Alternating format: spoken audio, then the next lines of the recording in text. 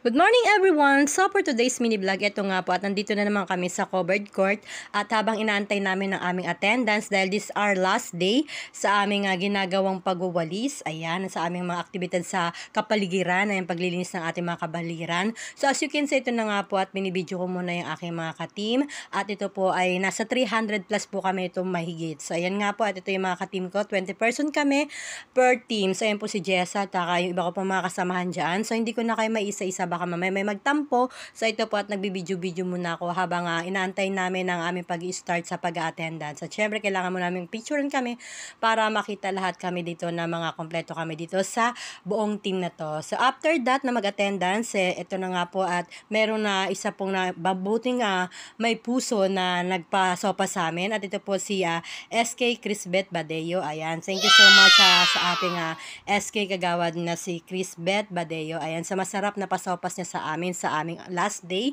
Ayan, at napakasarap ng kanyang sopas at napakainit. So, yan, nakadalawa nga ako na-styro dyan. And excuse me dahil nga medyo konti lang kinain natin at ito ay nabusog tayo sa kanyang pasopas. So, syempre, ito, kinain muna namin yung aming sopas bago kami mag-start sa aming pagwawalis yan sa kalsada. At syempre, ito nga po at medyo mainit kaya dinahandahan namin ang aming pagkain dahil baka mapasok kami. At overall, ang sarap po talaga ng kanyang pasopas. So, again, thank you so much sa ating SK Crisbeth Badeo. Ayan, sa ating SK Kagawad. Ayan. At ito po ang aking mga ka-team. Ayan.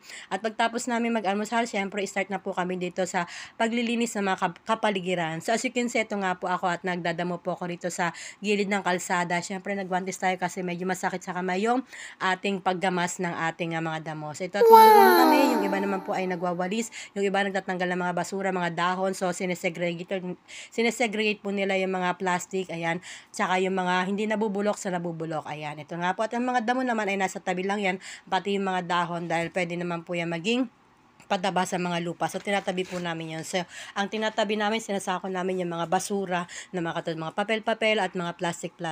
So, ito na nga po at nagdadamo-damo na po ako rito dahil kailangan namin na mag-start ng 4 na oras na aming activities ngayong araw nito. So, this is our last day.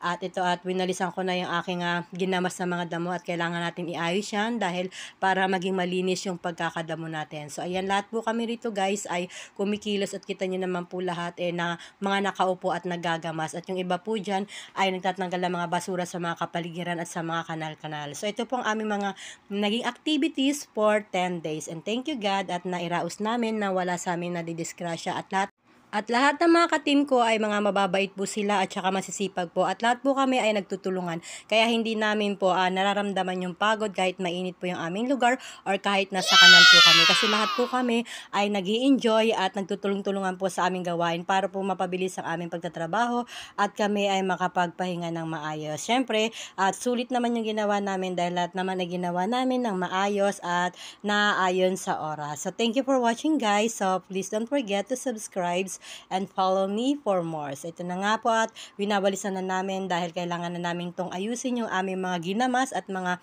kung ano-ano pa mga basura dyan na dapat na isegregate namin dahil kailangan maging maayos pag ito ay binalikan po ng aming superiors. So, ito na nga po at pagkatapos po ng oras ng aming paglilinis sa kalsada, pagdadamo at pagpupulot ng mga basura at pagsegregate ng basura ay ito na nga po at before 10 o'clock, andito na po kami sa aming court. Yan, para po naman mag-attendance at magpahinga ng konti. So, kailangan kasi saktong 10 o'clock bago po kami mag-attendance para sa aming off ng araw na to at kailangan nakapila kami ng maayos para hindi po magulo ang aming pagpila at pag-attendance. So, maayos naman po ang naganap na pagpila rito at syempre ito na nga po at sa aming last day ay meron pong nagpa-merienda ng papansit. Ayan. So, thank you so much na nagpa-pansit sa amin ito at ito lamang po ang aking ganap ngayong araw nito. And thank you for watching guys. And please don't forget to follow me, subscribe, and paki-share na rin po ng aking mga vlog. Bye-bye and God bless you all!